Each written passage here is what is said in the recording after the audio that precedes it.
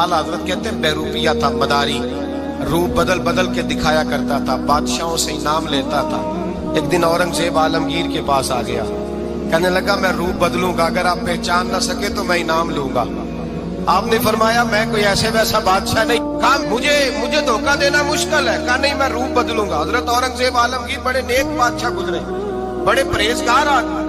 वो बेरूपिया कहने लगा मैं रूप बदलूंगा, आप नहीं पहचान सकेंगे। फरमाया चल जितना तेरे अंदर जोर है लगा ले। हजरत ने ऐलान किया कि मैंने फौजी भर्ती कर दे, 2 माह के बाद टेस्ट होगा। वो 2 महीने दौड़ता रहा, रंग रूप बनाता रहा। आया टेस्ट देने, 2-3 सिपाहियों का इम्तिहान लिया। उसकी बारी आई तो 10 रुपए दिए, कहने लगे तेरे आने जाने का किराया मैंने तुझे पहचान लिया है। कुछ दिनों के बाद जाने लगे सफर पर, तो भिखारी आ गए खैरात मांगने। उसने भी सारे मुंह पर स्याही माली, कपड़े फाड़ लिए, सर के बाल मुड़ा लिए, भवें तक कटा ली, बदरंग होके आया। कासा आगे किया तो हजरत ने 10 रुपए डाले, कहने लगे तेरे आने जाने का किराया मैंने पहचान लिया है। कुछ दिन गुजरे तो टीचर की जरूरत थी। उसने मूछें बड़ी कर ली, दाढ़ी नकली लगा ली, सर पे जिना कैप पहन ली, एक शेरवानी ले ली और हाथ में छड़ी पकड़ के आया। कहने लगा मैं उस्ताद हूँ, 2-4 बंदों का इम्तिहान लिया। उसकी बारी आई तो 5 रुपए दिए, 10 रुपए दिए, का तेरा किराया मैंने पहचान लिया। 2 साल गुजर गए। वो जब भी आता हजरत पहचान लेते। एक दिन सफर पे जा रहे थे, बहुत बड़ा लश्कर था, जिहाद करने जा रहे थे औरंगजेब आलमगीर। तो देखा एक पहाड़ी है, पहाड़ी पे लोग जा भी रहे हैं आ भी रहे। औरंगजेब आलमगीर पूछने लगे यहाँ क्या है? कहने लगे बाबा जी बैठे हैं दुआ करते हैं, अल्लाह के नेक बंदे हैं। औरंगजेब कहने लगे यार पुराने लोग सारे ही अल्लाह वालों को मानते, ये भी मुसीबत आई है जितनी नहीं आई है, सारे लोग ही मानते। कहने लगे जरा मैं दुआ ना करा लूं, अच्छे काम जा रहा हूँ। औरंगजेब बादशाह थे, बादशाह लोग नाजुक मिजाज होते हैं। घोड़े से उतरे, बड़ी मुश्किल से पहाड़ी पे चढ़े, ऊपर गए तो लाइन लगी है। बाबा जी गार में बैठे, कहने लगे मैंने मिलना है, मैं औरंगजेब हूँ। उन्होंने कहा हमारा बाबा उस तरह का पीर नहीं कि अमीर आए तो रंग और हो, गरीब आए तो और हो। यहाँ अगर मिलना है तो लाइन में लग जाओ, सब एक जैसे। अब लाइन में खड़े हो गए, 50 आदमी आगे थे। कहते 51वां नंबर था। थक गया धूप में खड़ा खड़ा। जब मैं पहुंचा गार के दाने तो मैंने बाबा जी के चेहरे पे नजर डाली तो बड़ा नूरानी चेहरा, बड़ी खूबसूरत लबो लहजा।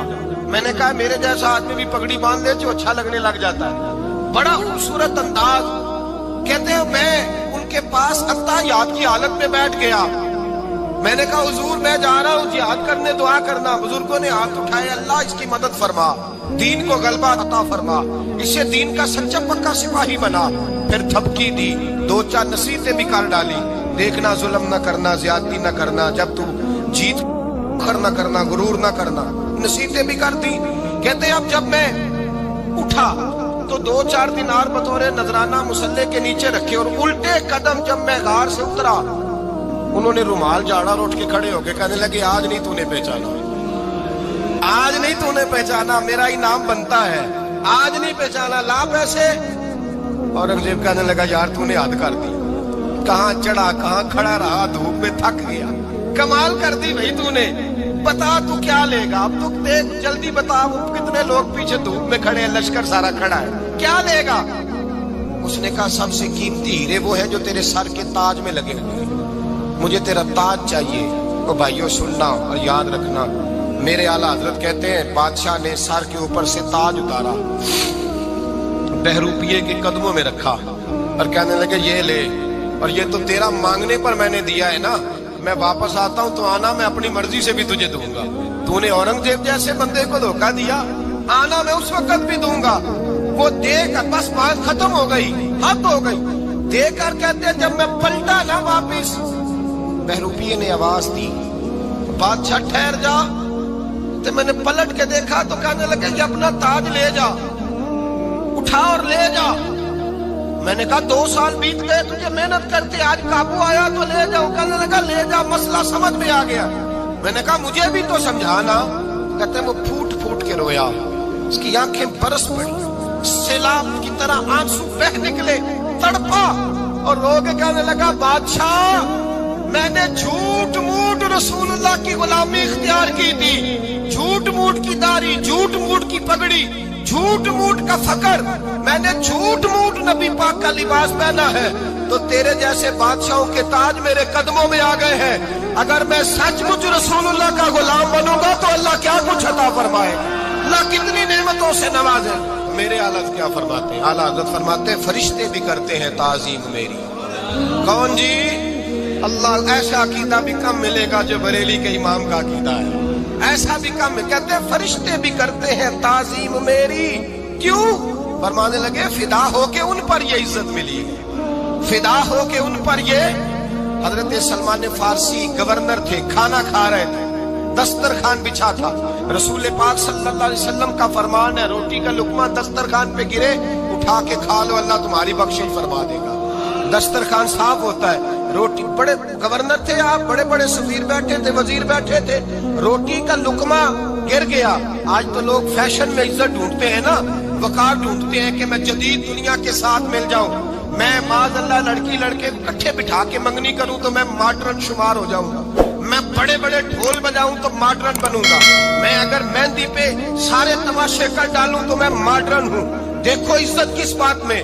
حضرت سلمان فارسی روٹی کھا رہے تھے, سفیر وزیر نہ جانے بڑے بڑے لوگ بیٹھے تھے, کھانا کھاتے کھاتے لقمہ گرا دسترخوان پہ. حضرت سلمان فارسی نے سمیٹا, منہ میں رکھا, پھر انگلی مار کے دسترخوان صاف کیا. ایک صحابی کان میں کہنے لگے سلمان کیا کر رہے ہو, کیا کر, آپ گورنر ہے, سوچئے تو صحیح, یہ لوگ کیا کہیں گے دنیا دار کے مسلمانوں کو روٹی نہیں ملتی, اٹھا اٹھا کے کھا رہے. کان میں بات کی, کان میں. حضرت سلمان فارسی کان میں جواب دے سکتے تھے, کہہ سکتے تھے نہیں ایسے ہی کرنا ہے, انہوں نے کان میں بات کی. لیکن جناب سلمان فارسی اعلیٰ اعلان بولے, کہنے لگے ان 4 5 6 دنیا داروں کے لیے میں اپنے نبی کا طریقہ چھوڑ دوں, اپنے رسول کی سنت چھوڑ دوں. یہ 4 5 دنیا دار دنیا کی طرف دیکھ کے میں مصطفیٰ سے منہ موڑ لوں. پھر جوش جذبات میں سر سے پگڑی اتار دی, رونے لگے. آپ فرمانے لگے میں مدینے کے بازاروں میں کھجوریں اتارتا تھا, نوکریاں کرتا تھا, یہ جو میرے سر پر عزت کے بال ہے یہ محمد عربی کے اگائے ہوئے ہیں, رسول اللہ کے اگائے ہوئے ہیں. اور بھائیو حد ہو گئی.